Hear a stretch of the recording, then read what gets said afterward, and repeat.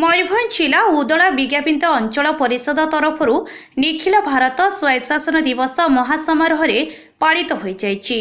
उक्त कार्यक्रम सर्वप्रथम प्रातः 5 घटिका समय उपखंड सूचना और लोकसंपर्क विभाग आनुकूल्य एनएसी अंचल डाकबाजी यंत्र द्वारा रामधुन परिवेषण करा जायथिला। तत्पर विभिन्न विद्यालयर छात्र छात्री माने प्रभात भेरी शोभायात्रा बाहरी विभिन्न ध्वनिमान दे थाना छक उत्कलमणि गोपबधूक प्रतिमूर्ति निकट में एकत्रित हेबा परे सकाळ 7:30 समय छात्र छात्री गहन एनएसी अध्यक्ष प्रमिला पंडा, उपाध्यक्ष लिली भोल, विभिन्न वार्ड काउंसिलर, उपखंड सूचना और लोकसंपर्क अधिकारी सरोज कुमार प्रधान, विभिन्न गणमाध्यम प्रतिनिधि एवं मान्यगण व्यक्ति उपस्थिति रे गोपबंधुक प्रतिमूर्ति रे पुष्पमाल्य तथा धूप दीप अर्पण करने पर मधुबाबू एवं बिरसा मुंडा प्रतिमूर्ति रे माल्यार्पण आदि करा जायथिला। तत्परे समस्त अतिथि एवं विभिन्न विद्यालयर छात्र छात्री एनएसी कार्यालय पहुंचवा पर सकाळ 8:30 समय अध्यक्ष महोदय द्वारा जातीय पताका उत्तोलन कार्यक्रम पर विभिन्न शिक्षानुष्ठान शिक्षक शिक्षयित्री तथा छात्र छात्री को जलखिया और बिस्कुट बंटन करा जायथिला।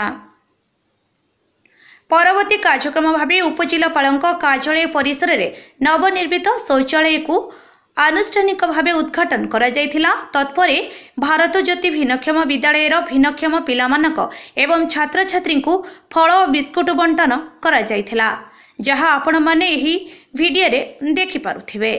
एही अवसर रे अध्यक्ष महोदय आजिर दिवस विषय निजर प्रतिक्रिया रखिछंती। नमस्कार। स्वायत्तशासन दिवस अवसर में समस्त उदलावासी को बहुत सारा शुभेच्छा शुभकामना अभिनंदन। आसतु आम समस्ते भाईचारे रहिबा एवं समस्तंकर सुख सुविधा समृद्धि पाई काम करिबा, स्वच्छता बजाय रखिबा एवं समस्ते समस्तंको सहयोग करिबा, आम अंचल को आमे उन्नत करिबा, समस्तंकर सुख समृद्धि कामना करिबा। दिवा 10 समय उदला ब्लॉक परिसर में आभासी माध्यम आयोजित ओडिशार माननीय मुख्यमंत्री मोहन चरण माझी द्वारा विभिन्न प्रकल्पर शुभ उद्घाटन उत्सव में समस्त अतिथि जोगदेइथिले। सर्वशेष संधान गृह उदला ठारे एक साधारण सभार आयोजन करा जायथिला। एनएसी अध्यक्ष प्रमिला पंडा सभापतित्व में आयोजित उच्च सभा अतिथि भाव उपजिलापाल सुशत कुमार बारिक, प्रकल्प प्रशासक नरेंद्र खमारी, उपाध्यक्ष लिली भोल, संपादक वकील संघ बसंत कुमार परिड़ा, शिक्षाविद तथा वरिष्ठ नागरिक डॉ दिलीप कुमार दीक्षित प्रमुख मंचासीन हो स्वायत्तशासन दिवस पालन बाबद बहु सार्गर्भक वक्तव्य मान रखुथिले। अध्यक्ष महोदय वक्तव्य माध्यम एनएसी सर्वांगीन उन्नति एनएसी बासिदा संपूर्ण सहयोग कामना करथिले। बैठक प्रारंभ में प्रभु जगन्नाथ निकट में समस्त अतिथि द्वारा प्रदीप प्रज्वलन पूर्वक पुष्प धूप अर्पण करा सरस्वती शिशु विद्या मंदिर उदलार छात्री माने स्वागत संगीत परिवेशन करथिले एवं कार्यालय कर्मचारी संजय कुमार पाढ़ी वार्षिक विवरणी पाठ करथिले। अवैतनिक स्वास्थ्य सेवा एवं शिक्षा प्रदान में अवदान पर डाक्तर निर्मल कुमार दीक्षित एवं अवसरप्राप्त शिक्षक बसंत शतपथी को सम्मानित करा पूर्व अनुष्ठित विभिन्न प्रतियोगितार कृति प्रतियोगी को अतिथि मान द्वारा पुरस्कार और प्रमाणपत्र बंटन करा जायथिला। उपरोक्त समस्त कार्य परिचालन में एनएसी कार्यालय समस्त कर्मचारी सक्रिय सहयोग करथिले।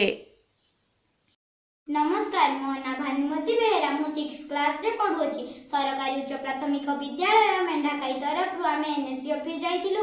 सेठिकार चेयरमैन मैडम आम गहल रे रही पताका उत्तोलन कले, स्लोगान दिया गला वंदे मातरम।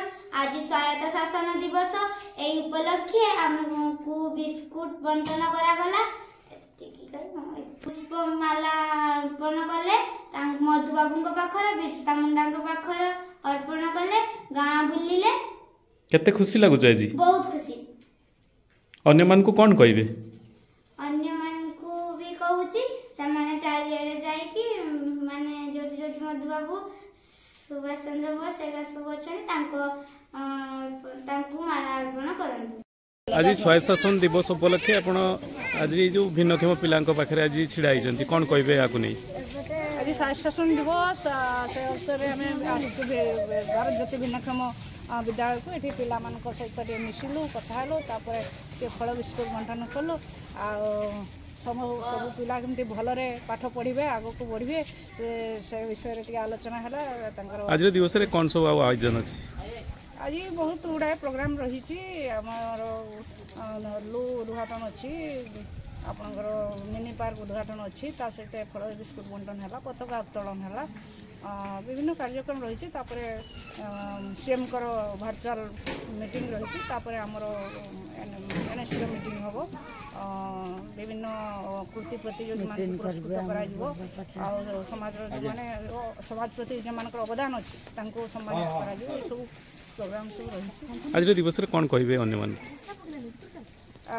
परस्पर को सहयोग करवा निज अंचल को स्वच्छ रखा और निज अंचल समृद्धि आप्राण उद्यम करवा।